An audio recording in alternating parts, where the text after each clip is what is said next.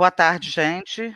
Aqui nós estamos falando da Rede Liberdade. A Rede Liberdade foi fundada em 2010, está fazendo 10 anos e a gente retomou o processo de fazer as lives, que naquela época a gente fazia com o Twin Chat. Então, hoje a nossa convidada é a Ângela Mendes. Ela é ativista socioambiental, tecnóloga em gestão, Rede Liberdade foi fundada em gestão ambiental.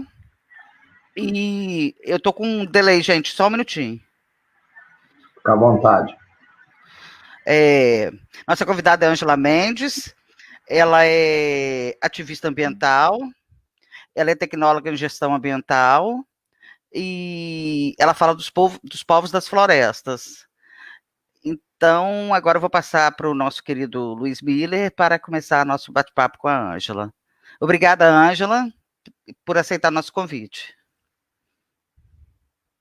Boa tarde, Ângela. Eu sei que tu estás aí no meio da floresta, povos da floresta. Ana Paula Persiano, minha camarada petista, né? Nós somos meio que já dinossauros históricos, né?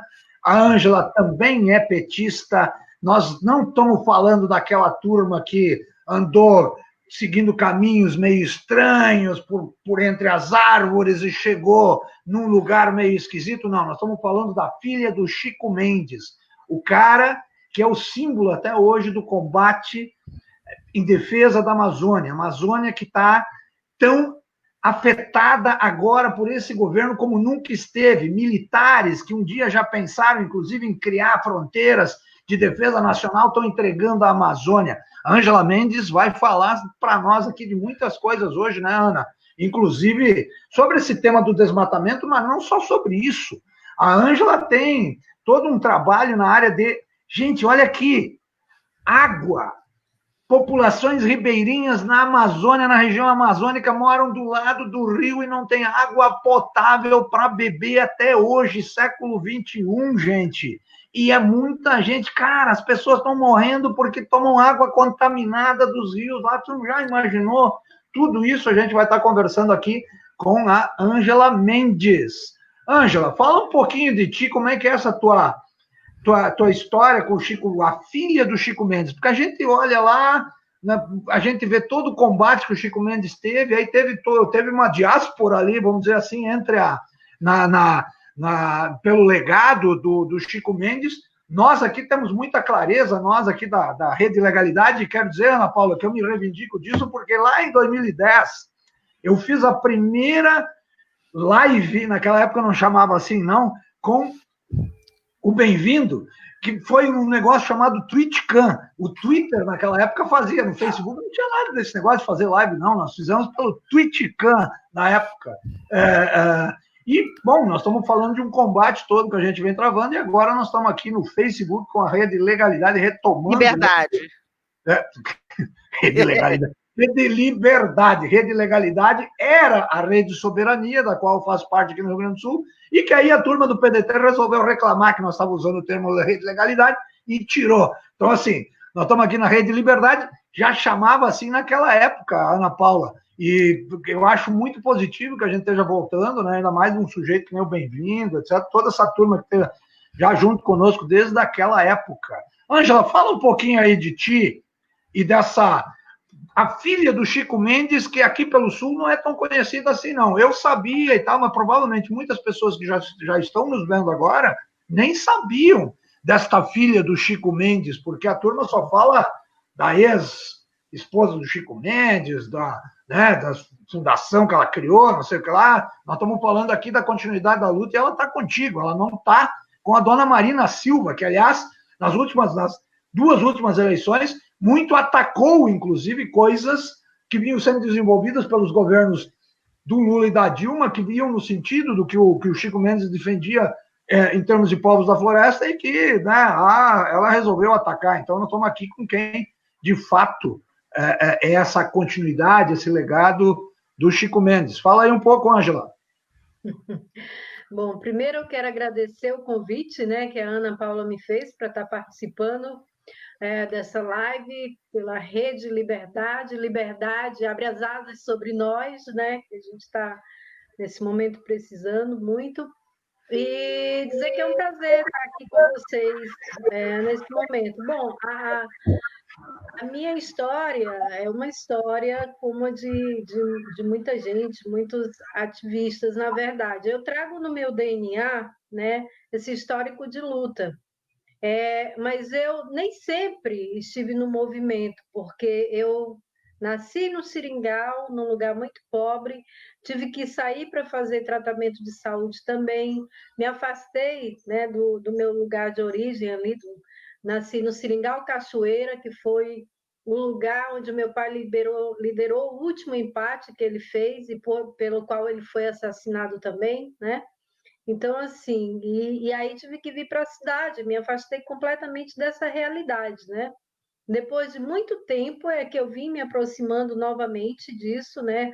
Quando meu pai já estava para ser assassinado, né? E eu já adolescente, foi que começou essa reaproximação entre nós, né?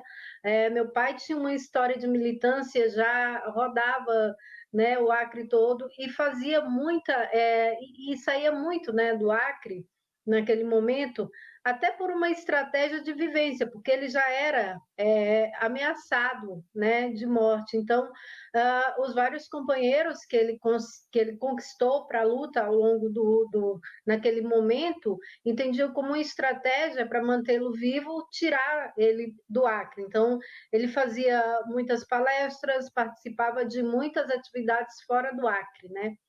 Mas aí a gente chegou um momento que a gente começou a se reaproximar já muito, né? Nesse momento de luta, de ameaças, mas tem algo até emocionante assim que me veio muito à tona muito recentemente, né?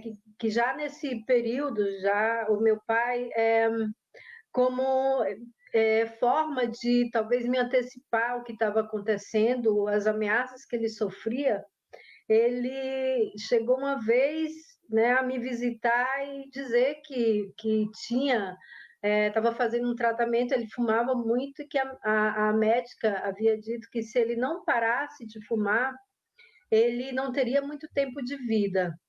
Naquele momento, para mim, isso foi uma conversa muito casual, assim, né? Mas recentemente eu fiquei refletindo sobre isso e acho que foi uma forma dele me preparar já para o que estava e que de fato aconteceu logo em seguida, né? Então, foi só a partir daí mesmo que eu comecei o meu histórico de militância, né, muito apoiada pelos companheiros do meu pai, já após o assassinato dele, né, os companheiros de luta, militantes, e que eu comecei a perceber, de fato, o impacto e a importância que tinha a luta, né, que ele liderava lá dos seringueiros, né? Ali na floresta, sem naquele momento ainda sem tanta visibilidade, porque a imprensa local atacava muito meu pai. Então, quando falava do movimento, era para falar que era um movimento subversivo, que o meu pai era, né, era um agitador, era nesses termos que eles tratavam, né? Então foi nesse bojo assim que eu acompanhei de fato, né, a história de militância, de envolvimento do meu pai. E aí então só logo após o assassinato dele, né, eu passei a militar no entendimento de que ele precisava de fato, né, de alguém que pudesse dar seguimento a esse legado, né? Embora muitos companheiros e muitas companheiras de luta dele tenham continuado nesse movimento, né? Tenham liderado muitas lutas, muitas conquistas, né? Frente ao movimento e com a criação então do CNS, o Conselho Nacional das Populações Extrativistas, isso se consolidou ainda mais, né? Mas esses companheiros que até hoje muitos ainda estão na militância, né? E aí eu entendia que eu, como família e como filha, não podia deixar essa história, né, só sob responsabilidade dos companheiros, que eu acho que alguém né, algum dos filhos e meus irmãos, a Ilza, que é né, a viúva, não tem, né, nenhum engajamento, né, mas meus irmãos também, ali muito na deles, tem a sua própria história também, né, de militância, principalmente minha irmã, que hoje está faz parte do Instituto Chico Mendes, né, instituto criado aqui. Enfim, mas a minha história, e aí sim, a partir, né, desse momento, dessa necessidade, né, de me reafirmar também como uma pessoa que tem a sua origem também lá no local de conflito, né, e que tem esse histórico também, né, de luta, não poderia, né, de outra forma, enveredar por outro caminho, né? E aqui estou eu. Atualmente, eu coordeno o Comitê Chico Mendes, que é um comitê que foi criado na época do assassinato do meu pai, muito por conta de que, naquela época, claro, todas as autoridades eram ligadas ao agronegócio, aos pecuaristas, né? Que participaram direto ou indiretamente da organização e do planejamento do assassinato do meu pai, né? A UDR, então era muito forte aqui no estado. Então essas pessoas não iam de forma deliberada prender e julgar os assassinos do meu pai. Então o comitê nesse momento foi muito importante para fazer pressão internacional mesmo, né, sobre o governo brasileiro, e aí houve, né, o retorno dessa pressão, e o governo brasileiro mandou para cá na época Romeu Tuma, né, da Polícia Federal, para investigar e prender, e de fato em tempo, né, até diríamos recorde, isso aconteceu. Foram identificados, foram julgados e condenados, Darli Alves e Daci, né? E aí a gente acompanha também outros casos, né, de justiça, assim, e o comitê ficou focado na Semana Chico Mendes, que é uma semana que vai do dia 15 ao dia 22 de dezembro, né, que é o dia do nascimento, o dia do assassinato dele, e a gente faz uma série de atividades sempre dando visibilidade, sempre resgatando os ideais e a luta do Chico, né? E fazendo também, porque não, a gente faz também a defesa do legado do meu pai. E quando eu falo do legado do Chico, né, estou falando aí das reservas extrativistas. Hoje são 90 reservas extrativistas entre federais e estaduais, que juntas somam mais de 60 milhões de hectares de floresta da Amazônia protegidas, né, sobre esse arcabouço, né, ambiental. Falo de projeto de educação para seringueiros e seringueiras, quando o Estado brasileiro ainda não conseguia dar conta, né, sequer das demandas da cidade, quanto mais de um povo que sempre foi invisibilizado pelas políticas públicas, né? Então, falo de um homem, né, que tinha uma visão muito além do seu tempo. E aí é uma luta muito grande, é uma responsabilidade muito grande que a gente traz, né? Enquanto comitê, e há pouco tempo atrás também como diretora do Conselho Nacional das Populações Extrativistas, o CNS, que também foi uma entidade criada em 85, quando meu pai ainda era vivo. E aí, se quiser, eu continuo.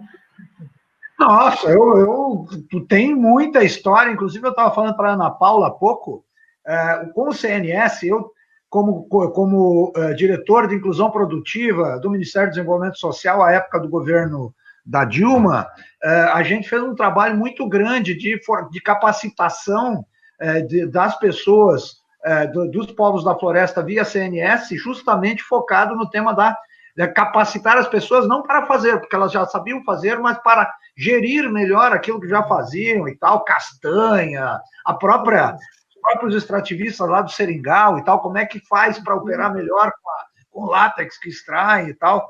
Então, também eu tenho uma boa lembrança do CNS, mas eu queria te perguntar, Ângela, com toda essa tua carga, né, que tu representa a história do Chico Mendes, mas tu representa a luta do Chico Mendes e tu luta a luta do Chico Mendes. Uma coisa representa a luta, não sei o que, outra coisa luta a mesma luta do Chico Mendes. Como é isso nos tempos de hoje, depois de nós ter passado ali por 13 anos, 12, 13 anos de governos do Lula e da Dilma que procuraram resgatar toda esta história e essa consciência, transformar isso em políticas públicas, essas políticas públicas sendo destruídas, nunca se queimou tanto na Amazônia, está o mundo inteiro falando disso. Como é que isso pega para ti e como é que pode haver reação? Essa reação, com certeza, não é só local, porque nós estamos falando dos povos da floresta, mas os povos da floresta sozinhos são fraquinhos, eles precisam ter o reforço da sociedade aqui no Brasil e do mundo. Como é que a gente, num grupo como esse, aqui nós estamos falando da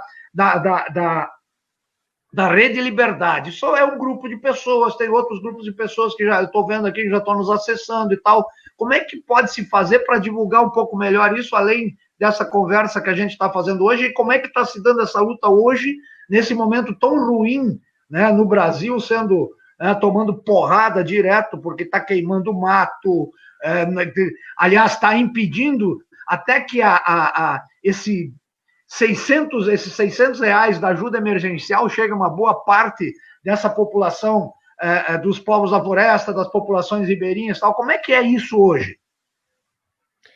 Então, Luiz, na verdade, assim, quando eu digo que o meu pai era um homem muito à frente do seu tempo, eu falo de coisas que hoje estão totalmente no contexto do que você está acabando de falar, né? Ele entendia muito que aquele movimento nascido de um grupo de seringueiros incrustados ali na floresta amazônica, por ele só, ele não teria nenhuma visibilidade, não traria nenhum resultado. Então, se tem uma coisa, e eu gosto de falar para todo mundo, que assim, o pouco tempo que eu tive de convivência com meu pai não foi o suficiente para que eu pudesse entender como funcionava a cabeça dele, né? Então, eu fui criando uma rede de amigos e companheiros que lutaram ao lado dele, de família, de gente que escreveu sobre ele, e foi isso que foi construindo para mim o Chico que eu tenho hoje como pai, né? E aí eu digo que é uma história assim que foi construída como uma coxa de retalho, com um pouquinho de contribuição de cada companheiro, de cada companheira, né? Assim, de gente das mais várias, da mais variada, e aí, assim, seringueiros, mas sindicalistas, acadêmicos, né? Dessa rede que ele fez questão de criar justamente para dar essa mobilidade, dar esse movimento a esse movimento revolucionário que ele criou na floresta, que ele liderou lá na floresta, né? Então, meu pai ele buscava apoio, redes de parceiros na academia. Ele recentemente, né, faleceu Alfredo Sirquis, grande ambientalista, que esteve também, meu pai esteve no Rio de Janeiro na década de 80, né, no movimento verde, assim, com Gabeira, com Sirquis, com Mink, com a Lucélia Santos, que é uma querida que até hoje nos apoia muito aqui no Acre. Então, é uma das coisas que foi importante naquela época e é importante ainda hoje são as parcerias e os apoios, as redes, como a gente está chamando hoje. Redes como a Rede de Liberdade, que está dando a visibilidade à nossa voz, que está dando, né, a oportunidade de que a gente possa vir falar da nossa luta aqui. Uma outra coisa assim, que é extremamente simbólica e que foi pensado naquela época, considerando o cenário e a conjuntura, né, da época, a Aliança dos Povos da Floresta, né? Assim, quando você pensa nessa aliança dos povos da floresta acontecendo aqui no Acre, num ambiente de extrema desconfiança entre essas categorias de extrativistas, ribeirinhos, indígenas, quando no passado, na história da ocupação do Acre, né, essas categorias, esses povos foram inimigos, né? Os seringueiros, a mando dos patrões seringalistas, caçaram, mataram, né, muitos indígenas aqui nessa região do Acre por conta da borracha, né, do látex. Isso é uma coisa que fica no coração, na história, e não é fácil apagar uma história dessa para se construir outra ainda mais bonita de união, né? E esse foi o pensamento do meu pai quando ele pensou a aliança dos povos da floresta, né? Vamos esquecer o que nos separou no passado e focar no que nos une no presente. E o que nos une na década de 80, que eram as mesmas ameaças, né? Aos territórios, que eram as ameaças que eles sofriam de grileiros, de fazendeiros. Isso era uma coisa comum, tanto a extrativista quanto a povos indígenas, e viram naquele momento o momento de unificar as suas lutas, de unificar as suas forças, né? E ali a União das Nações Indígenas, né, junto com o CNS, pactuaram, né, institucionalmente essa aliança idealizada por ele, por Ailton Krenak, né, por tantas outras lideranças indígenas que participaram e que, de fato, teve uma repercussão boa, teve várias conquistas, né? Então, meu pai mostrando naquela época o que é importante ainda hoje, que é a união das forças, que são as redes de colaboração, né? Que juntas conseguem avançar e ultrapassar essas barreiras que esses desafios que a gente tem hoje, e que tem nos postos, muitas das vezes, verdade, deliberadamente, até quando você vê recentemente o próprio Bolsonaro se apodera de uma pessoa indígena, né? Se apropria dessa narrativa, né? E coloca essa dúvida, coloca esse desconforto entre os próprios povos indígenas. Isso ele tenta fazer sempre, né? Ele semeia essa desunião, e o remédio, o antídoto é a união, né? E a gente vem trabalhando, e aí recentemente, em 2019, nós retomamos, na Semana Chico Mendes, essa Aliança dos Povos da Floresta, né, local. Quando foi em fevereiro, nós fomos para Piaraçu, para o grande encontro, né, que fomos convidados pelo Raoni para o grande encontro, aonde, né, a gente reforçou ainda mais a proposta da Aliança dos Povos da Floresta em um momento tão fundamental e tão delicado, né? E como você falou, de fato uma responsabilidade trazer essa luta até aqui. Houve momentos em que isso foi, né? Teve não vou dizer facilidade, mas que era possível um diálogo, né? E a construção de uma agenda positiva para os povos da floresta, né, nos governos de esquerda, né? A gente construiu muitas pautas importantes, assim, claro que, e aí, quando houve essa ruptura, esse golpe, né, tanto quanto outras políticas públicas, aquelas que eram destinadas aos povos da floresta, também foram jogadas no lixo, né? Como é o caso, inclusive, do projeto Sanear, que você mencionou, sobre a questão da água, né?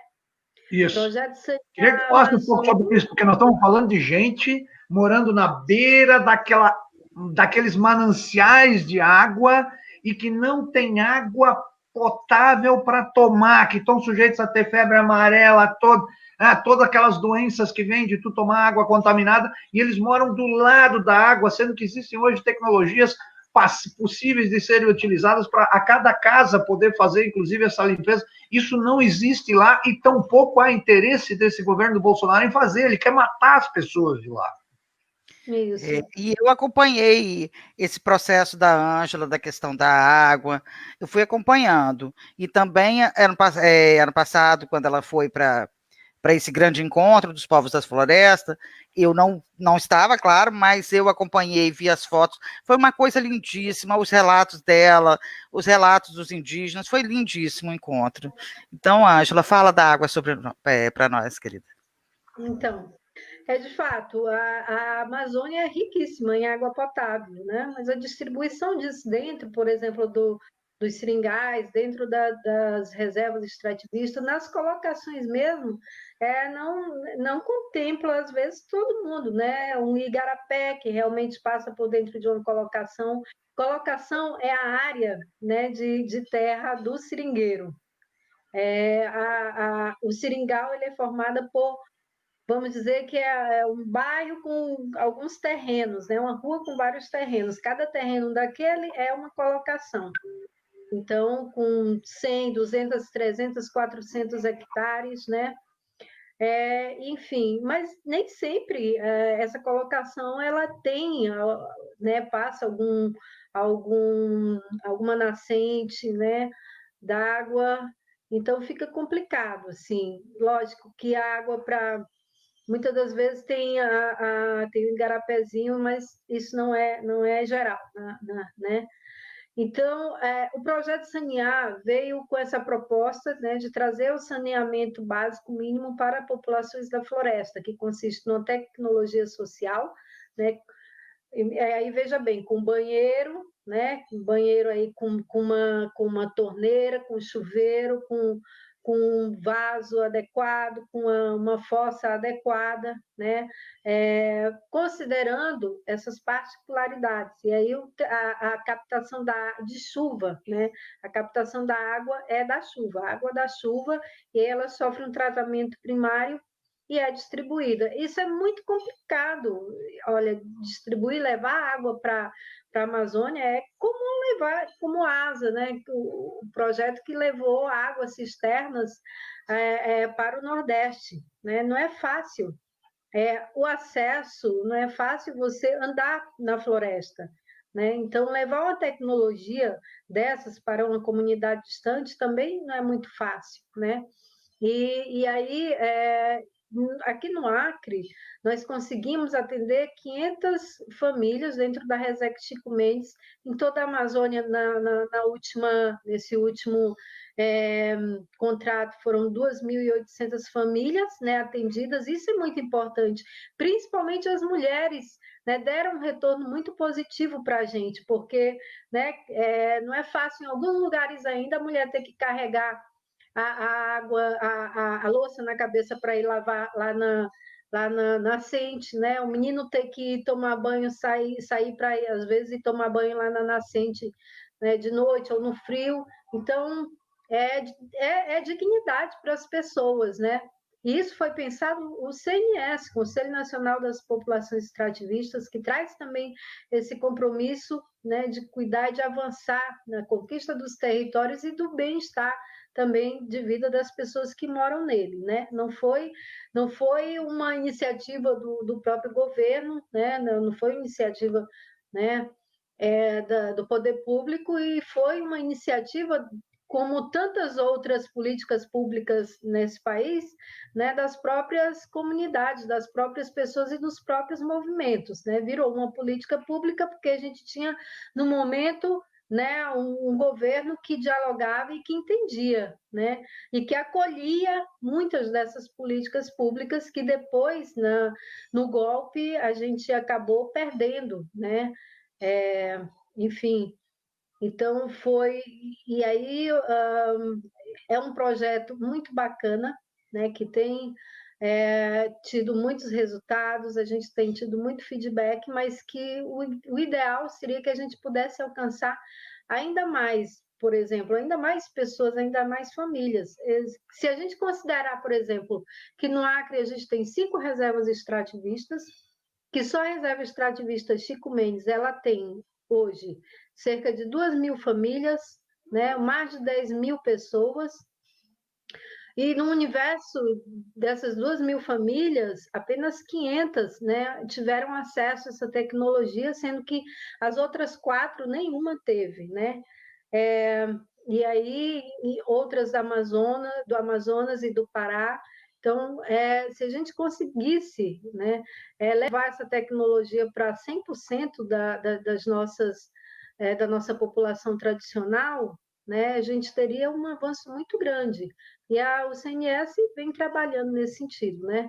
Tem levado essa proposta para organismos internacionais ou doadores e assim, nesse momento ainda um pouco, ainda não avançamos muito, mas a proposta é essa, é que apoiadores internacionais possam se interessar também por esse projeto e possam nos apoiar.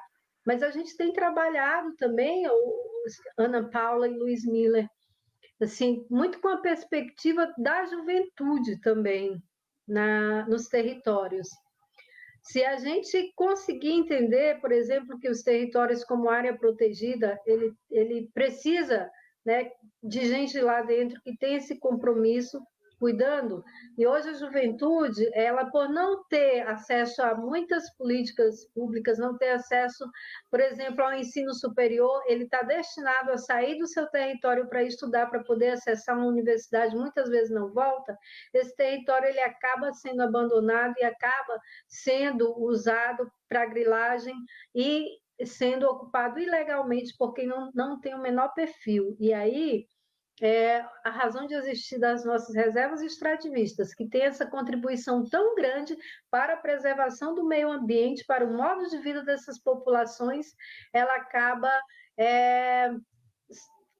sumindo, né? Porque o que vai acontecer com a entrada de gente que não tem o perfil é o que já acontece hoje, né, de desmatamento, de queimada, que aí a gente já entra no outro tópico, né? Deixa eu só, antes de tu entrar nos outros tópicos aqui, falar em juventude, Suiane Correia Mendes, exatamente, água é dignidade e chega a ser absurdo que ainda precisamos brigar para ter esse e tantos outros direitos atendidos. E já vou aproveitar aqui, Ana Paula, saudar o André Schiller, da página Em Sínteses, é uma nova página de esquerda surgindo aqui em Porto Alegre. A Luísa Rê, Luísa Rê não, é o Fernando Miller nos assistindo através do Facebook da esposa dele. Olha aqui, ó. Luiz Fernando Emos, Letícia San Lorenzo, Celi Vieira. Olha só, tem muita gente junto conosco aqui do Rede Liberdade, ó. A Luísa Esther, minha camarada aqui, conterrânea, tá junto conosco aqui, ó. Márcio Mendes, Cida de Jesus, Renata. Ô, Renata, tu tá nos assistindo, mas não tá junto conosco, tá nos assistindo ela aqui, Ana Paula. Isso aí. E a gente procurando fazer aqui aquilo que a Ângela tem dito. Olha, tem a questão das entidades internacionais, é importante e tal, mas é preciso que caia a ficha aqui dentro do país também. E precisa cair a ficha com várias, né? Porque o Bolsonaro está ali ainda com os 28% dele. Quer dizer, o que está havendo aqui, né? E aí ela falou da água, que é essa tragédia, gente. Tu imagina no Nordeste faltando água e tu não ter água para beber. Agora a gente viu, né? Outro dia eu estava vendo, inclusive, uma matéria, Ana Paula e Ângela, no Correio Brasiliense, olha só, Correio Brasiliense falando sobre a importância das cisternas agora que está chovendo lá no Nordeste. Mas eles não tiveram a capacidade de dizer que quem fez o projeto das cisternas lá, quem executou, foi uma entidade chamada ASA, e quem deu o suporte e os recursos para isso foi o governo federal, que devia ter continuado a fazer, que é o programa de cisternas, mais de 1 milhão de cisternas fez no Nordeste. Mas nós estamos falando também de água potável para quem vive naquele meio. E aí a Ângela falou agora, cara, é um absurdo, né? Esse povo não ter nem água potável para beber vivendo naquele mundão de água. E aí nós já vamos passar para outra conversa aqui agora, que é o tema do desmatamento, Ângela. Nunca se queimou tanto na Amazônia, nem na época dos militares, aqueles caras queriam fazer estrada, queriam fazer barragem em tudo que é lugar, derrubavam árvore e tal. Derrubaram, mas não derrubaram nem perto do que está se derrubando agora no governo do Bolsonaro. Como é que está essa luta aí, Ângela? Então, os alertas de desmatamento, eles têm aumentado ano a ano, né? Depois de 2016, né? 2000, agora até maio de 2020, claro. E assim, a Amazônia tem desmatado bastante, né? A gente sabe disso, mas o Acre ainda fica ali entre quinto e sexto lugar no desmatamento, né? E o que mais ano a ano vem aumentando muito. A reserva extrativista Chico Mendes, por exemplo, que quando se fala de unidade de conservação, é a campeã no desmatamento, justamente porque ela é uma reserva extrativista muito grande, que sofre pressão de todos os lados. Ela abrange 7 municípios e fica no local, na região, mais apropriada para pecuária, para soja. Então, imagina, né? E o tanto de acesso que essa reserva tem. E aí existem, de fato, alguns grupos, né, que estão entrando na reserva, ilegais, que não têm o perfil para estarem na reserva também, que desmatam, né, desmatam para criar gado. E é muito complicado. Quando você traz isso para o cenário que a gente está vivendo hoje, né, de uma pandemia, e pensa que o pico das queimadas, porque quem desmata necessariamente vai queimar. Eles desmatam aí, né, de maio, junho, julho. Quando chega em agosto, setembro, é o pico das queimadas. Então, os problemas respiratórios aqui são muitos. Eles lotam os hospitais. E aí você pega um cenário desse, né, de pandemia, em que o sistema de saúde já está esgotado, isso é uma catástrofe, né? Mas aí, assim, os desmatamentos, eles são... o ano passado, até abril, maio do ano passado, nós tínhamos aí cerca de 4.000 hectares de floresta perdidos dentro da Resex Chico Mendes, né? Esse ano eu ainda não tive acesso aos dados, né, de desmatamento, mas não devem ter ficado muito longe disso, não. E quando a gente fala, por exemplo, da importância da juventude nesses territórios, a gente fala disso também, de preservar o meio ambiente, de preservar esses territórios, porque uma juventude que entende o seu papel, né, e o seu compromisso dentro desses territórios, sem, no entanto, prejuízo nenhum, porque essa juventude eles precisam ter a inclusão digital, eles precisam ter acesso à educação. E aí a gente fala de avanços. Nesses mais de 30 anos da criação das reservas extrativistas, né, nós temos praticamente em quase todas hoje escola de ensino fundamental e até de ensino médio. Mas a gente ainda não conseguiu elaborar um projeto de educação que atendesse aos 100% dos jovens das reservas extrativistas com educação superior, né? Então, isso ainda é um desafio. Então, a gente precisa que esses jovens tenham acesso, seja, por exemplo, no ensino à distância, né, lá a partir da sua comunidade, porque ele sabe, né, que ele precisa ele diz assim, olha, eu não gostaria de sair daqui, nunca, mas eu preciso estudar e até voltar para o meu território para ajudar, né, com o meu conhecimento a desenvolver o meu território. Então, esse é o nosso desafio, né? Conseguir ferramentas para que esse jovem permaneça nesse território com plena qualidade de vida, né? Com acesso a tecnologias e com acesso ao que vai fazer ele alcançar complementar essa qualidade de vida, porque quando a gente fala de morar na floresta, a gente tem ar puro, a gente tem, né, em muitos lugares ainda água de qualidade. Aqui no Acre, por exemplo, a gente não tem projetos de mineração, né? Então é possível. No entanto, a gente tem também consumo de agrotóxico, né? Pelas fazendas aí, o agrotóxico ainda é muito utilizado aqui, né? Enfim, mas aí a gente está falando agora de desmatamento e E o Acre, embora não tenha uma posição destacada no desmatamento da Amazônia, como o restante da Amazônia, né, vem sendo atacada por grileiros, que é esse povo que desmata. São os grileiros, são fazendeiros, são os plantadores de soja, né, das grandes monoculturas, né, são os projetos de mineração, inclusive de governo também, né?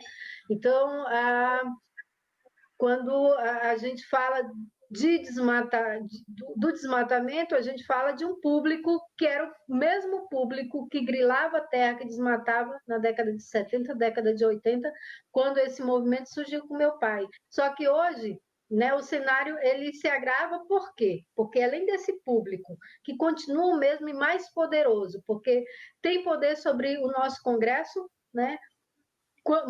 Muitos dos nossos parlamentares, a maioria deles tem ligação, senão eles mesmos são ruralistas, né? E tem uma força grande com o governo. Aliás, tem uma pergunta aqui da Letícia Salorenzo, que é a seguinte: oi, Ângela, você percebeu mudança de comportamento desses desmatadores de 2019 para cá? Eles estão se comportando igual ou a sensação de impunidade é maior, então eles aproveitam? Acho que é uma pergunta que cabe bem no que tu está falando agora. Exato. Nossa, eles estão tão à vontade que criam até o Dia do Fogo, né? Então, um dia para botar fogo no mundo. Mas, na verdade, a gente percebeu, olha, foi perceptível, não só a partir de 2016, 2017, né?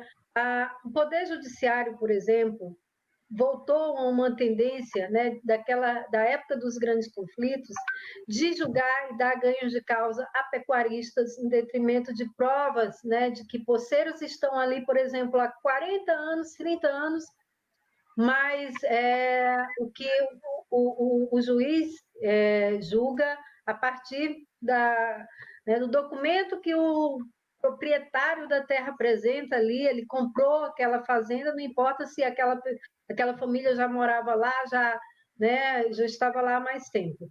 Então, assim, tanto o judiciário hoje dando esses ganhos de causa, dando sentenças favoráveis a latifundiários, né? E aí a gente vê num cenário nacional maior também toda a política, né? A politização do nosso judiciário, tendo lado, tendo posicionamento, quase sempre em favor, né, das grandes elites, assim como o executivo, o legislativo também, né, que estão ali governando para uma parcela da população. É um governo que faz de conta, é um parlamento que faz de conta que governam para né, toda a população, quando na verdade a gente sabe que eles estão atendendo a uma parcela dessa população, a elite. Porque não o discurso Bolsonaro, por exemplo, é muito claro desde a campanha quando disse, né, que não demarcaria mais um centímetro de terra indígena, quando falou mal de quilombolas, e eu costumo dizer que ele só não falou que não criaria mais reservas extrativistas, porque ele nem sabe o que é isso, nem sabe se existem outros povos na floresta, além dos povos indígenas, para quem ele dedica todo o ódio dele, né, desde que assumiu. Então, a gente sabe que todos esses poderes estão comprometidos com o agronegócio, e aí eles se sentem muito à vontade, né? A impunidade rola solta mesmo. A gente tem aí um Conselho Nacional da Amazônia que foi criado para dar satisfação internacional de uma política que o governo desmantelou completamente. Aliás, assim, um conselho que é formado todo pelo governo. Não existe ninguém da sociedade civil, né, de nenhum movimento Nem da sociedade civil e nem dos governos do norte, né? Não tem, os governos foram sacados fora, inclusive. Foram sacados fora, sim.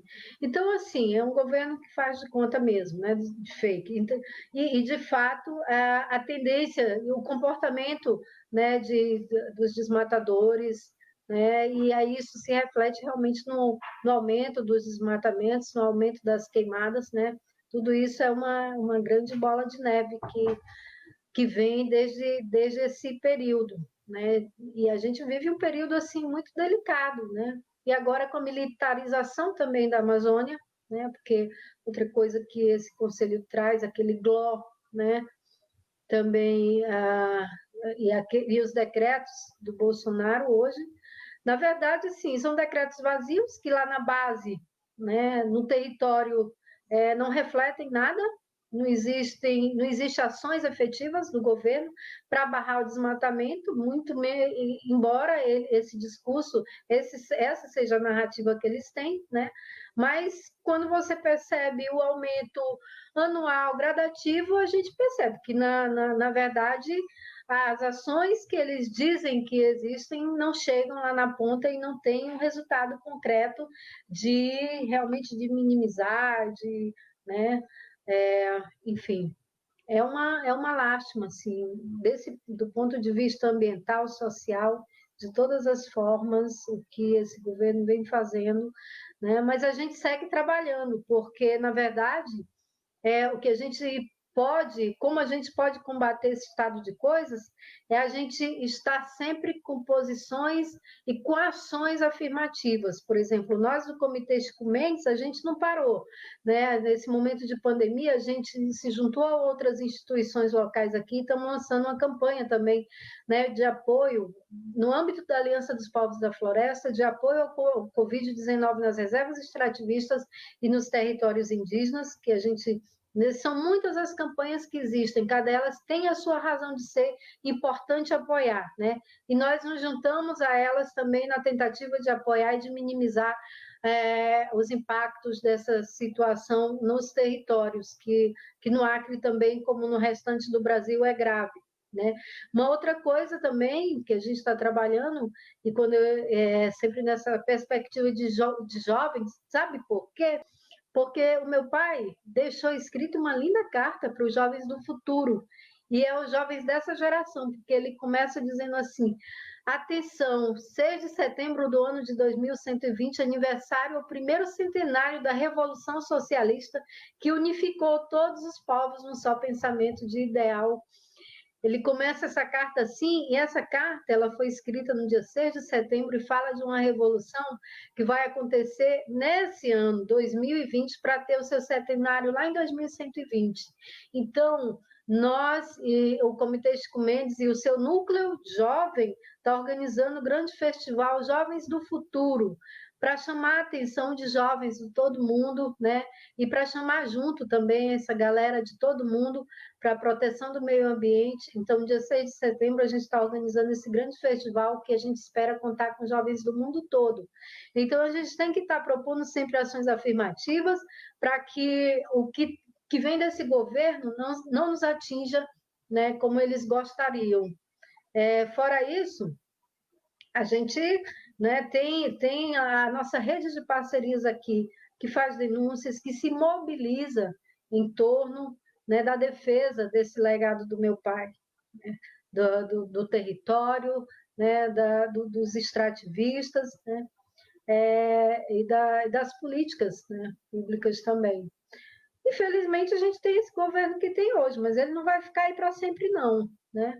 E a gente tem que continuar a nossa luta. E a nossa luta é essa, juntando todo mundo, né, os povos, as populações que estão sofrendo nesse momento, né, numa luta, unificar, é isso que vocês estavam falando desde o início.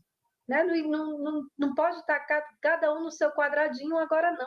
Essa é uma luta que deve unificar a pauta ambiental, LGBTQIA+, né? Racismo, inclusive o racismo ambiental também.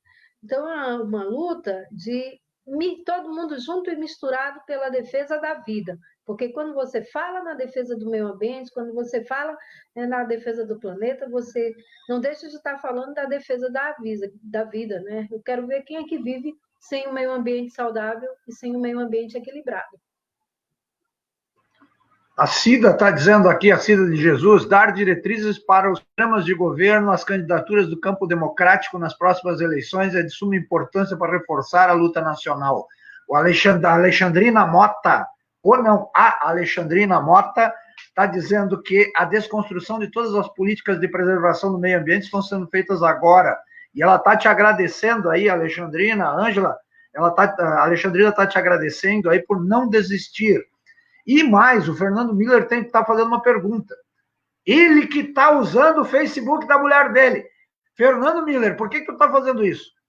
Ele está perguntando o seguinte: tem havido alguma iniciativa da direita em demonizar o nome de Chico Mendes dos moldes do que se faz com Paulo Freire na educação? Bom, uma coisa muito interessante, né? Lá no Ministério do Meio Ambiente, quando você chegava no Ministério, tinham 2 painéis enormes, assim, com foto do pai, né? Era símbolo do Ministério. No primeiro, isso é muito simbólico, não é nada muito profundo, não, mas demonstra, né, o grau de importância que eles dão para essa pauta. E depois aquela fala do Ricardo Salles, né, sobre que importância Chico Mendes teve para o meio ambiente. E aí a própria figura do Ricardo Salles ali, com tudo que ele traz, né, de histórico dele, representando o Ministério do Meio Ambiente, né, com toda a ligação que ele tem com a mineração. Bom, hoje a gente tem, quando as ameaças, elas ameaçam a integralidade, né, dos territórios, e aí a gente chama de ameaça ao que foi o legado de Chico, porque foi por isso que ele morreu, e a gente fala hoje de um conjunto de instrumentos, né, institucionais que estão tramitando hoje no parlamento e que trazem essa ameaça, de fato, a esse conjunto de territórios. Hoje, no Congresso, tem um PL 6024, de autoria de uma deputada federal do Acre, que pretende recategorizar o Parque Nacional da Serra do Divisor, um dos lugares com a maior biodiversidade desse planeta, de Parque Nacional para uma APA, uma área de proteção, né, ambiental que não protege nada, né, onde tudo é permitido. E a redução da reserva extrativista Chico Mendes, atendendo a moradores que são infratores. São um grupo que esteve, inclusive, em agenda com o ministro Ricardo Salles, isso é muito representativo, e que são praticamente todos eles têm processos administrativos ou criminais, respondem a processos por serem infratores, por estarem de forma ilegal dentro da Resex ou por terem cometido algum crime ambiental. É esse povo que consegue agenda com o ministro e é esse povo que está pautando esses parlamentares nessa PL 6024. Eles querem a fragmentação da reserva extrativista Chico Mendes. No Pará, tem um PL 313 que incide sobre a reserva extrativista Verde para Sempre, a maior reserva extrativista do Brasil, com mais de 1.300.000 hectares, e que pretende propor, e que propõe, na verdade, a criação de animais de grande porte.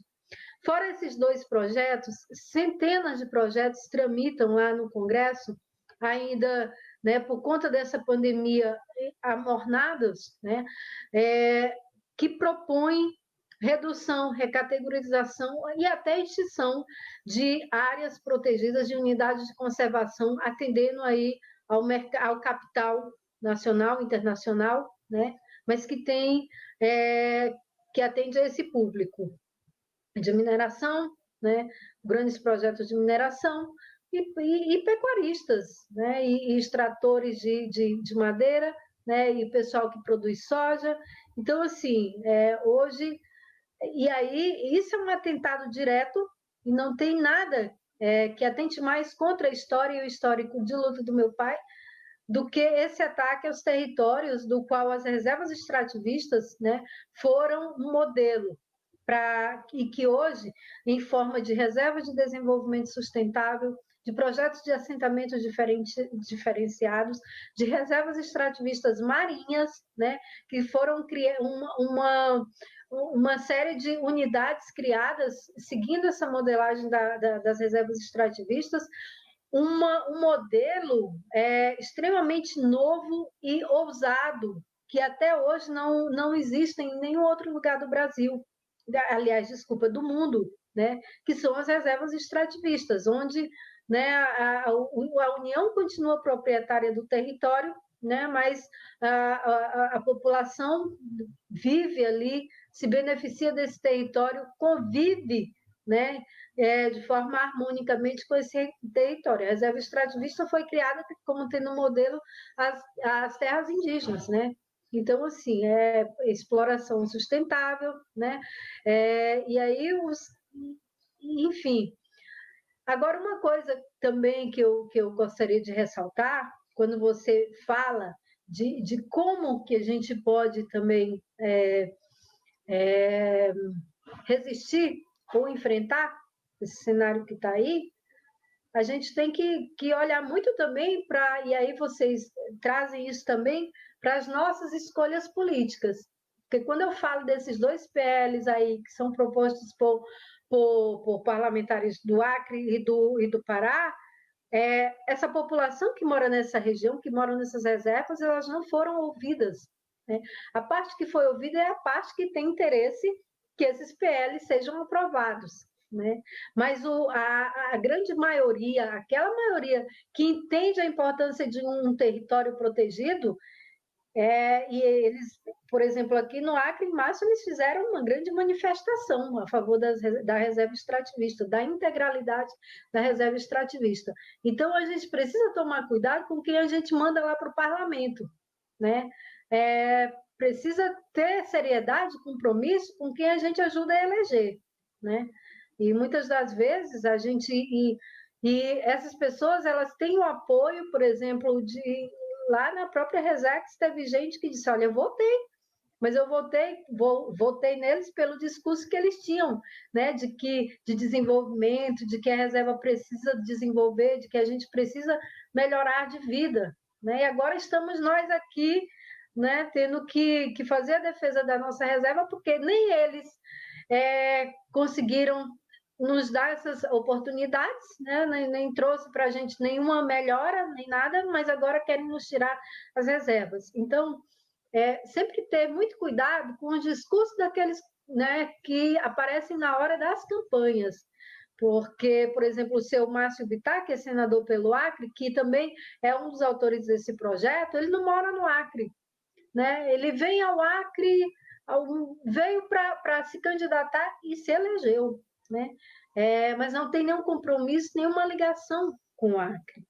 Então, é isso, a gente aprender a eleger aqueles que têm compromisso com a nossa causa, né? Conhecer o histórico da vida das pessoas, porque um cara que é eleito senador por um estado, mas nem mora lá, que compromisso ele pode ter com esse estado, com essa população? E é isso. Curiosamente, isso aí era a mesma coisa que o Sarney, né? O Sarney se elegeu senador pelo Amapá, não tinha nada a ver com o Amapá, o cara era senador pelo Amapá. Pois é. E a PL 1142, que o Bolsonaro vetou, proibindo, né, de levar água potável. O que você acha desses vetos dele, desses 36 vetos? Nossa, o que a gente deve achar? Além de não dar, já proibiu. Mas não existe, a gente não esperaria outra coisa dele, né? 1142 foi um PL criado aí para atender, nesse momento, todas essas populações que a política pública de governo dele esqueceu, né, lá. Então, agricultura familiar, extrativista, né, todo esse conjunto de povos e comunidades tradicionais que estão nesse momento tão vulnerável. E claro, né, era de se esperar que ele fizesse isso, né? Hoje a gente, a gente pode dizer que quem governa o Brasil é o Ministério Público Federal, o Supremo, né? Que tem, na verdade, trazido algum alívio de alguma espécie para, por exemplo, o Supremo determinou que ele atendesse uma série de medidas, né, do plano emergencial. Assim, a gente sabe que ele não tem vontade, que ele faz porque é obrigado a fazer. Que se ele não, né, se ele não fosse obrigado, ele não faria mesmo. Esses vetos foram extremamente, né, prejudiciais, uma situação que já é grave, que já é delicada, que precisa de um olhar cuidadoso, de um olhar carinhoso para essa população, né, e que no momento em que essa população mais precisa, né, o governo dá essa canetada. Eu sei que a gente já esperava isso dele, mas é dolorido a gente ver, né, que o presidente de um país tem essa falta de compromisso tão grande com a população, que é a maioria nesse país, né? São os negros, são as mulheres, é o povo LGBT, né? Que assim, é um governo terrível, sob todos os aspectos, né? Esse veto à PL, essas outras ações, tem características genocida, né? Porque nós estamos numa pandemia. Se não tem água potável, se não tem isso, se não tem aquilo. Aí as pessoas falam, mas a característica genocida precisa de ter raça, etnia. Tem raça, tem etnia, tem cor, tudo isso tem. Então, eu acho que, na minha opinião, é um processo de genocídio dos povos da floresta. O que você acha disso, Ângela? Concordo, totalmente, né? Os próprios indígenas já vêm denunciando isso já há um tempo, né?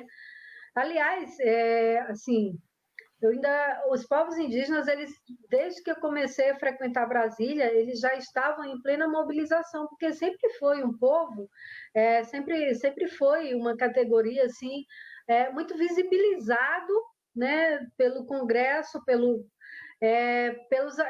para atacar seus territórios, né? Os territórios dos povos indígenas assim a mina de ouro, né? Vamos dizer assim, desse grande capital aí que manda hoje no Brasil. Então, sempre foi um povo que teve muito mobilizado, porque sempre foi um povo muito atacado, os povos indígenas de todo o Brasil, né? E agora isso tá mais potencializado ainda quando tem um governo que dá eco a isso. É como eu falei, né? Se lá atrás eles tinham um público, né, X que fazia essas ameaças, hoje eles têm esse público X potencializado aí ao quadrado, ao triplo, porque o governo oficializa ou legaliza, né, esses atos de ilegalidade que são cometidos contra esses povos. Então, assim, a gente tem um governo que potencializa, que incentiva e que estimula, né? E que não faz, mas também não deixa ninguém fazer. É genocídio puro, é etnocídio, né? Parece uma limpeza assim, né? Vamos limpar o Brasil desse povo, e me parece assim que quando eu posso até correr o risco aí de ser processada, mas quando, né, o governo faz um veto desses, impede que chegue nesse auxílio até quem mais precisa, me parece que ele está querendo deixar o trabalho sujo a serviço da pandemia, né? Vamos deixar que a pandemia dizime, né, os velhinhos, os idosos, né, os pobres, vamos ficar só com a elite. Faz isso para nós aí, Covid-19, né? Para esse serviço aí qualificado. Então, assim, é doentio isso, e talvez até eu esteja incorrendo em alguma, sei lá, em algum erro de falar isso.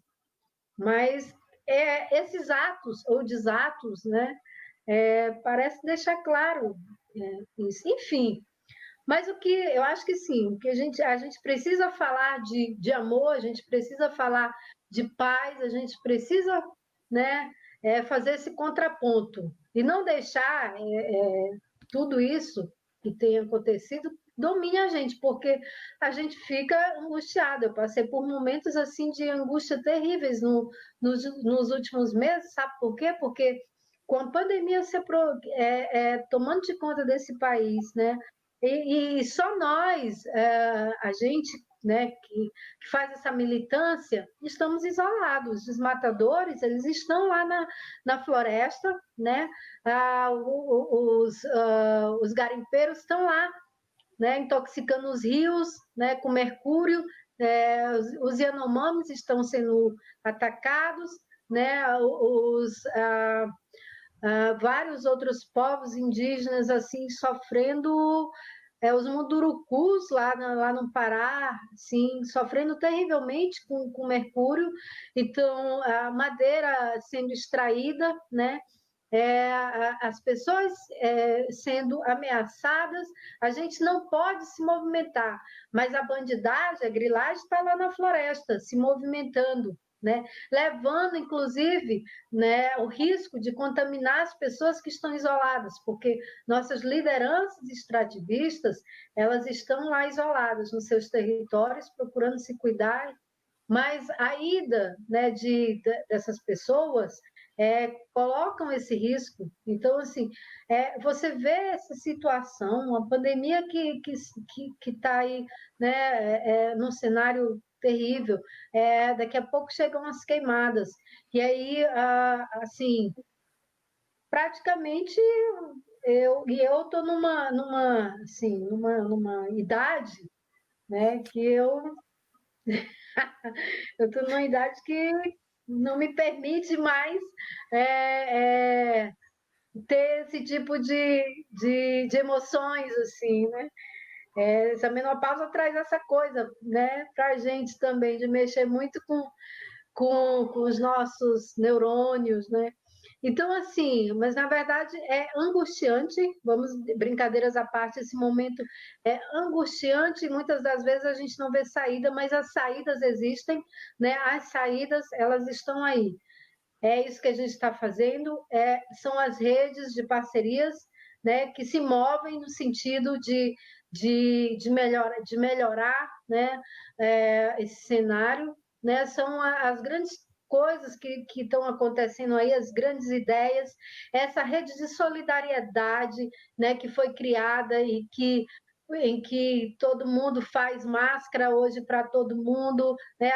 O povo da cidade, as comunidades da cidade fazem máscara para mandar para quem está lá na floresta, né? E aí, sabe, são é, essas mensagens de positivismo, né? Essas várias ideias que às vezes a gente não até nem vê, né? Mas elas acontecem e que estão fazendo com que a gente exista e resista, né? Nesse cenário, assim. São É. muitas ideias, muita coisa boa está acontecendo. A doutora Aurora Rodrigues, da Associação Portuguesa de Mulheres Juristas, ela está dizendo que concorda e que é um genocídio. Então, quer dizer, o mundo está vendo isso. E parece que o brasileiro está dormindo. Ele não quer ver, finge que não quer ver. Parece que está todo mundo sedado, está todo mundo lesado. Que deram. Eu não consigo ver, ou então está todo mundo com a venda nos olhos. Eu não consigo acreditar que tudo isso está ocorrendo. E a outra coisa, ainda tem os assassinatos, né? Foi tudo. Os garimpeiros, o agronegócio assassina muito. Assassina. Então, assim, porque na verdade isso tudo foi algo muito bem formatado, foi algo muito bem engendrado. Desde 2013, 2012 para cá, isso tem sido trabalhado aí em alguns núcleos, né, específicos, né? Essa situação que a gente está vivendo hoje, a gente não está vivendo hoje porque, de repente, o Bolsonaro ganhou, e aí, não. A própria vitória do Bolsonaro, a gente sabe, ela veio sendo financiada, veio sendo planejada em grupos específicos, que hoje é quem domina o Brasil. Na verdade, o Bolsonaro hoje parece mais uma marionete de um grupo militar que se apoderou desse poder, desse Estado. Na verdade, assim, e aí, e foi um serviço tão bem feito, essas fake news foram algo assim muito estratégico, que fizeram uma espécie de lavagem cerebral, porque hoje você não consegue dialogar, por exemplo, com uma criatura, né, que votou e que ainda hoje faz a defesa né, do governo atual. Você está ali colocando, mostrando, provando para a criatura, olha, teu governo, o governo que tu elegeu está acabando com a educação, não está atendendo nesse momento de pandemia, né? O Brasil, por exemplo, teve todo esse retrocesso, é uma pessoa extremamente desqualificada e tal, mas a pessoa, o importante é que nós tiramos o PT, corrupção nunca mais. Fala isso de um governo que tem mexido na estrutura do Estado para poder encobrir os crimes dos filhos, né? Os crimes da família, que mexe aí na Polícia Federal, né? No COAF, né? No Ministério da Justiça, para atender aí, para encobrir os crimes dos filhos, né? Então, se isso não é corrupção, eu também não sei o que se entende por corrupção, que é coisa pior do que você mexer nas estruturas do Estado para atender interesse particular, né? E isso na cara de pau, e isso realmente os eleitores e eleitoras do Bolsonaro não veem, não admite. Por isso que a gente entende que, para lidar com esse governo que está aí hoje, por exemplo, nós, movimentos que estamos aqui, né, no dia a dia, no enfrentamento no Brasil, para ele, a gente não tem nenhuma força. A nossa força vem de fora, de mobilizar os organismos internacionais, né, acerca dos produtos de origem brasileira, que eles exijam a origem dos produtos que consomem do Brasil lá fora, né? É um diálogo com o mercado, e aí lá fora isso é muito... você consegue uma aceitação desse diálogo, e tem visto, né, que o mercado tem, de fato, pressionado o Bolsonaro, né? Embora ele tenha agido com essas coisas de faz de conta dele, né? Vou fazer de conta que cria um Conselho Nacional da Amazônia para combater as queimadas, combater o desmatamento, que não combate nada, na verdade, né? Mas ele diz, mas isso por quê? Porque ele quer dar uma satisfação, né, ao mercado internacional. O Brasil está combatendo, né? O Brasil está fazendo o dever de casa. Isso significa dizer que ele respeita o que vem de fora, ele respeita o mercado, a voz do mercado, né? A nossa voz aqui ele não respeita, e aí, de fato, e a gente tem sentido realmente que a esquerda no Brasil não tem entendido esse momento, não tem dado a resposta à altura desse momento. Estamos muito quietos, não é só agora por causa da pandemia, não, né? Mas a esquerda já foi muito mais proativa, ativa, do que a gente está vendo hoje, né? Então, de fato, a gente... O Ângela, o capital improdutivo, né?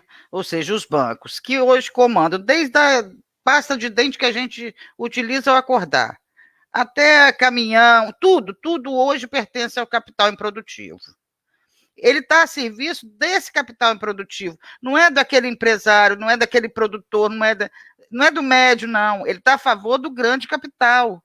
E o grande capital não tem compromisso com nada. O compromisso dele é o quê? O lucro. Então, se a floresta não dá lucro, vamos extinguir o povo da floresta, porque não serve para a gente. Vamos destruir tudo, e é isso que eu tenho sentido. Eu não sei se você sente assim. É isso que a gente tem sentido, sim, e assim, a gente tem sentido e tem sentido exatamente na pele, aqui na raiz, porque, por exemplo, vou te dar só um exemplo. Quando você vai acessar um plano safra desses, uma política dessas né, de crédito para produção, se você fala que você quer um crédito ali para investir na tua colocação, para melhorar o teu seringal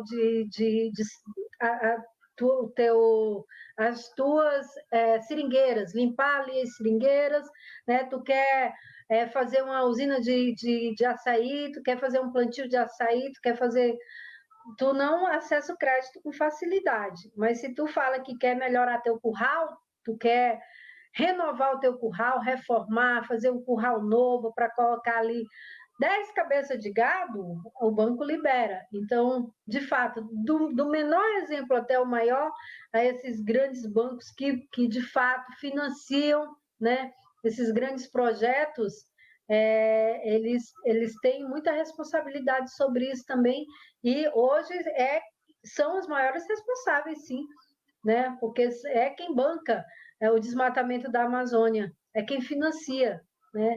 É o cara que vai lá, que apresenta um projeto de milhões para abrir uma pastagem, né? Para fazer o manejo do gado, e aí que tem acesso garantido a esses recursos, e não quem vai fazer um projeto de produção sustentável dentro de uma unidade de uso coletivo, né?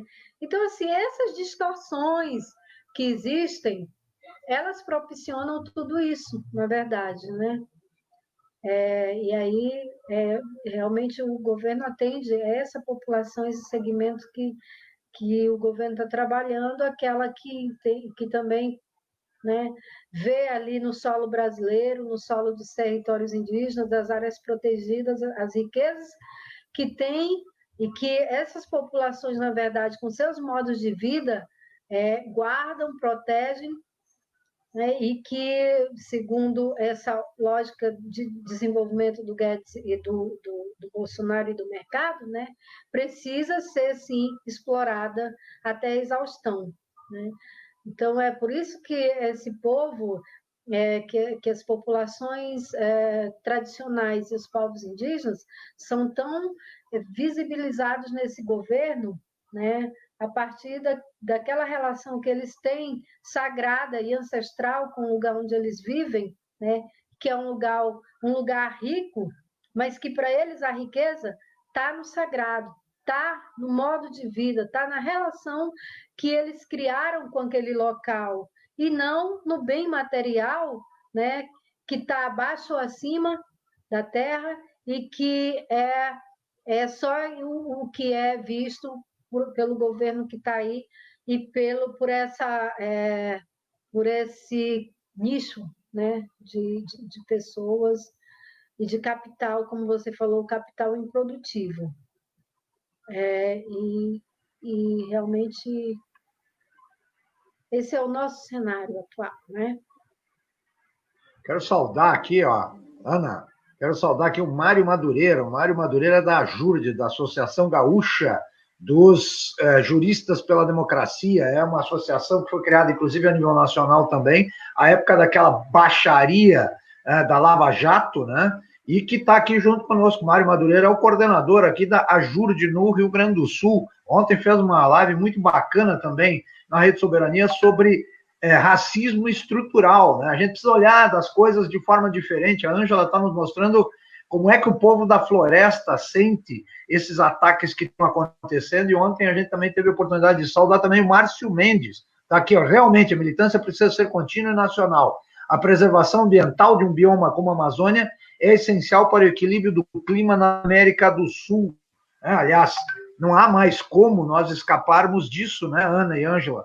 Não tem mais como nós imaginarmos uma luta da classe trabalhadora por melhores condições de vida para a classe trabalhadora, que o Lula tão bem representa, se a gente não ligar com isso o tema do meio ambiente, porque não dá para ficar produzindo, e toma destruir, como, aliás, estão fazendo aí na região, as mineradoras estão fazendo direto, sem consultar a população, os grileiros que depois vão lá, abrem as porteiras para os fazendeiros colocar seu gado, plantar sua soja, vão destruindo tudo, e isso tudo vai contra, não só uma classe que é a classe trabalhadora, que precisa desse mundo para viver, mas que precisa também do trabalho para viver, que também essas gentes tiram o trabalho, porque nós estamos falando aqui de se tu vai lá, grila a terra e coloca a soja em cima, vai significar que centenas de pessoas que compõem os povos da floresta vão ficar sem o trabalho deles, né? E eu sempre costumo, nas lives que eu tenho feito, eu sempre resgato um pouco esse tema da classe trabalhadora e da luta de classe, porque senão a gente acaba se atrapalhando um pouco, a gente acha o foco é esse, o foco é aqueles, não. O mundo é o mundo que o trabalho humano constrói, seja ele ruim ou bom. Se não tiver trabalho, não tem o mundo que a gente conhece. E quem trabalha não é quem tem dinheiro. Quem tem dinheiro amealha o lucro sobre quem trabalha. Desculpa eu estar falando isso, Ângela, mas eu acho fundamental a gente, num momento desse também, estar falando de meio ambiente e tal. Eu vejo muitas vezes o pessoal fala de a questão racial tal, e acaba esquecendo dessa coisa fundamental, que é o que todos nós, que nos junta. Porque assim, ó, eu não vivo sem trabalhar, tu não vive sem trabalhar, a Ana Paula não vive sem trabalhar. Agora, Tem gente que vive sem trabalhar, que são os caras que estão pegando todo esse dinheiro e que mandam passar patrola na Amazônia e, se bobear, ainda se fazem de santinhos e nos programas em sábados de tarde na televisão, ainda chamam uma ONG lá e dão um presentinho para essa ONG, para aquela ONG e tal. Né? Um pouco isso também, a gente precisa falar sobre isso, porque senão as pessoas vão, não, mas a luta é essa aqui, a luta é aquela ali, a luta é pelo meio ambiente, mas é pelo todo. O meio ambiente somos nós todos, não é, Ângela? Exatamente. E a nossa luta, na verdade, e a Aliança dos Povos da Floresta e tudo, né, que o meu pai nos deixou de ensinamento, nos mostra que a luta ela precisa ser ampliada e atingir todos aqueles, alcançar todos aqueles. Desligou o microfone. Agora, opa. Deu. Oi.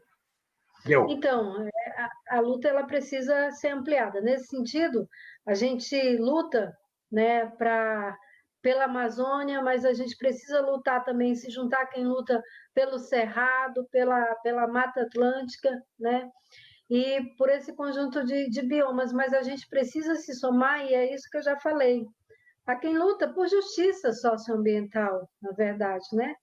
Porque se nós considerarmos que esse conjunto, né, de população é a que mais sente, por exemplo, uma situação como essa. São os trabalhadores e trabalhadoras, os mais humildes, os mais simples, que são afetados no caso de uma pandemia como essa, né? A gente vinha de uma recessão grande aí, com milhões de desempregados, e qual é o panorama que a gente tem hoje, né? Um quadro que se agravou muito mais. Então, a gente precisa estar atento para isso, de que apoiar a luta da classe trabalhadora e assim, nos unir também aqueles que mais precisam e que menos têm, e que são, de fato, as vítimas hoje, né, dessa injustiça social, dessa distribuição de renda tão injusta, tão desigual que tem hoje. Então, a gente está lutando pelo meio ambiente, que também não tem, né, quem o defenda se não formos nós. Assim como os trabalhadores, que têm os seus sindicatos, que foram extremamente fragilizados pela reforma trabalhista, porque faz parte do projeto desse governo de direita, de extrema-direita, fragilizar os movimentos, fragilizar os trabalhadores, e onde é que eles atacam? Lá nos seus sindicatos, né? Lá nas suas associações, nas suas entidades, né, de base. Então, assim, é uma série de ataques que a gente percebe direcionados, né, a uma população. E quando os ataques não são direcionados para esse conjunto da população, mas o resultado, por exemplo, de grandes eventos trágicos como a pandemia, incide diretamente sobre esse povo, né, sobre essa camada da população. E a gente precisa entender também que o que a gente está vivendo hoje tem muita ligação com o fator desmatamento e queimadas, né? Pesquisas dizem aí, por exemplo, que essa pandemia ela está muito focada na questão, por exemplo, não só essa pandemia, mas como outros eventos dessa natureza, ao desmatamento, que altera, né, os ecossistemas, que desequilibra o clima, né? Tudo esse conjunto de coisas faz com que, por exemplo, que animais silvestres eles acabem perdendo seu habitat e migrem para a cidade, traz com eles, e aí você de vez em quando vê nos jornais, né, uma onça, uma jaguatirica, apareceu aqui um jacaré, não sei onde.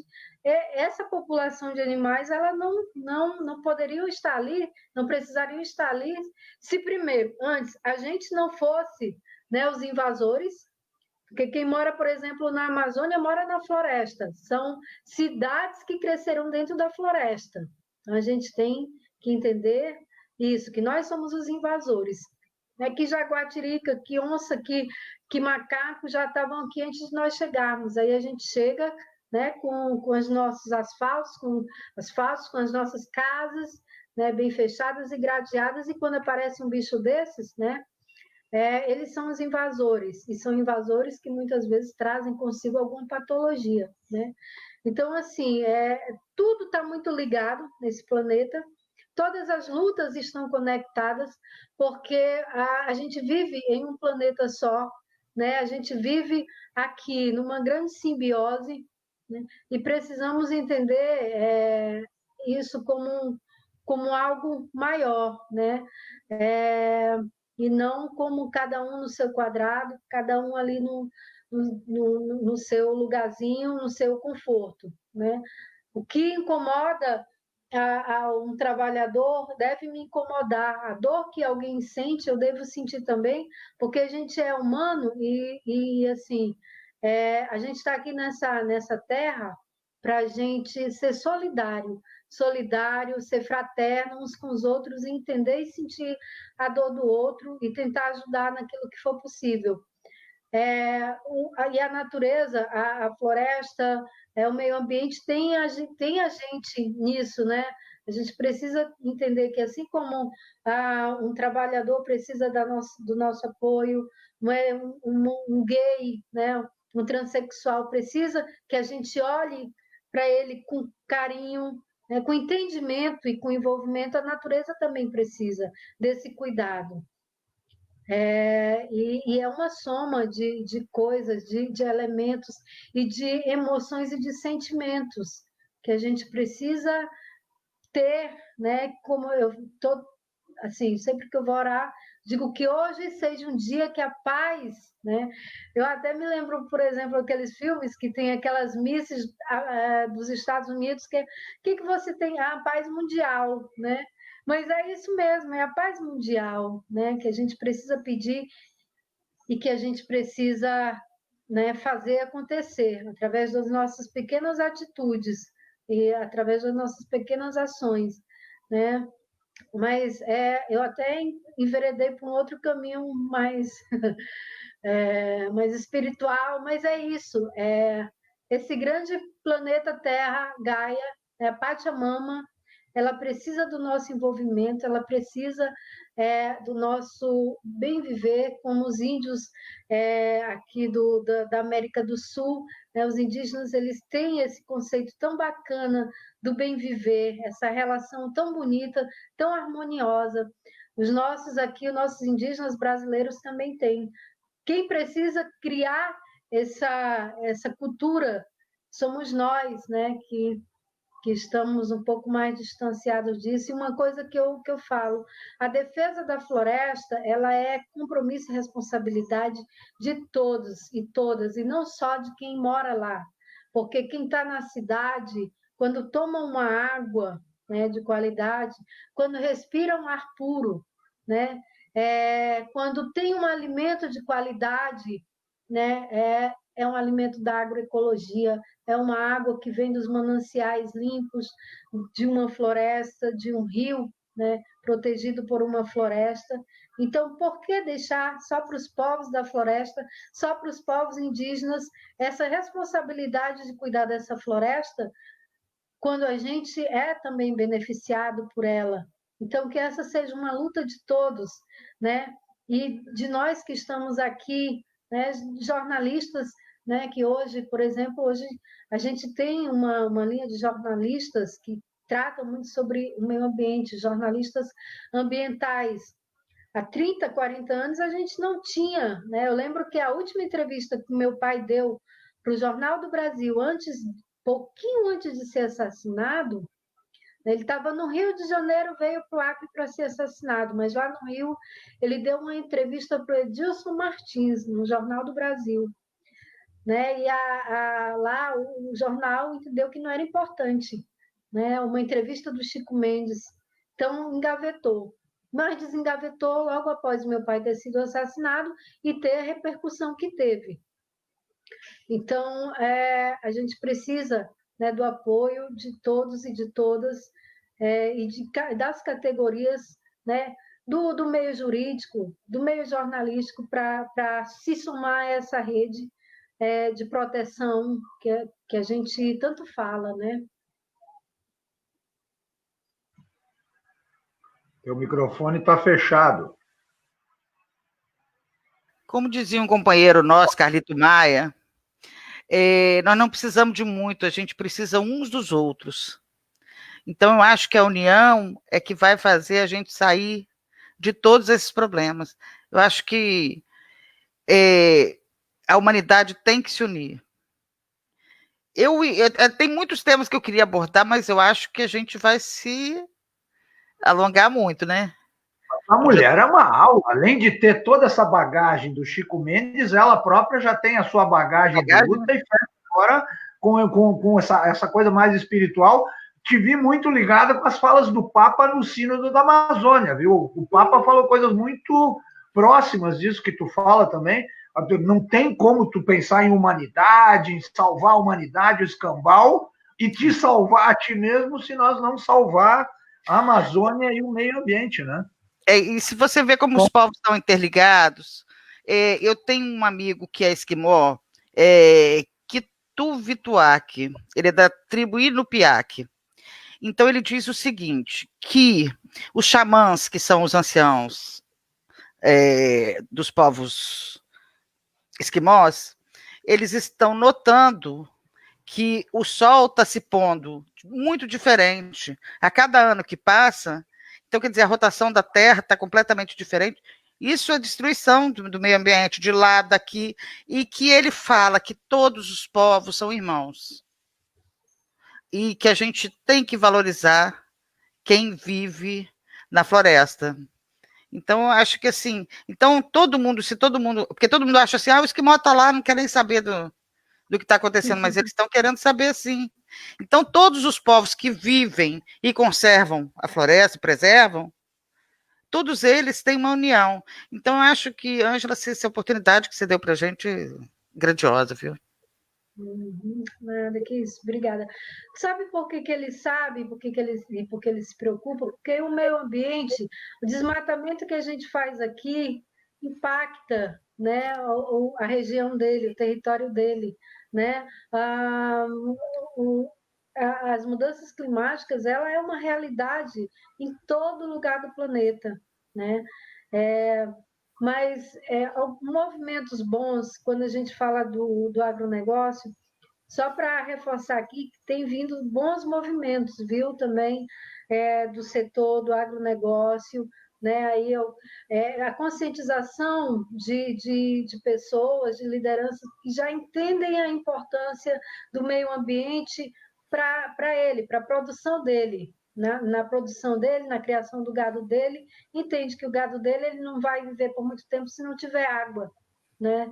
Então, assim, já existe um movimento aí no setor, no agropop, né, que está se conscientizando. Isso também é uma coisa positiva. Mas é isso mesmo, Ana Paula, Luiz Miller, o segredo é esse, é a empatia, né?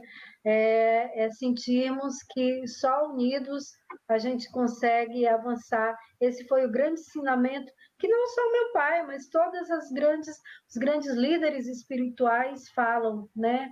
A gente compartilhar e as experiências, mas a gente também compartilhar amor, né? Compartilhar essa luta, né?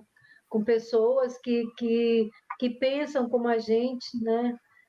Que lutam a mesma luta da gente, nas suas várias formas, porque não é só estando ali no enfrentamento que a gente, né, pode fazer, pode estar se unindo nessa frente. São diversas as formas de batalha, diversas as formas de resistir. Se todos nós juntos unir essa diversidade de ideias, de iniciativas, tenho certeza que a humanidade, tenho certeza que o planeta ele melhora. A gente precisa dar um passo no sentido do bem-estar e do bem viver. E quando a gente fala disso, a gente fala de respeito às diferenças, às diferentes opiniões, respeito ao meio ambiente e respeito à história de cada um. De muito respeito e de muito, muito amor. Pois é. Então, nós vamos encerrando. Muito obrigada, Ângela. Obrigado. Agradeço vocês. Muito obrigada. São momentos como esses assim que nos ajudam muito na nossa luta, na nossa resistência. E eu sei que aqui, quem está aqui nesse momento é quem compartilha desse mesmo pensamento e que vai levar a nossa mensagem para mais adiante, assim, né? Saibam que tem aqui uma parceira, né, de luta por esse Obrigada. Brasil e por justiça. Obrigado. Obrigada. Valeu. Muito obrigada, gente. Obrigada. Tchau, querido. Obrigada.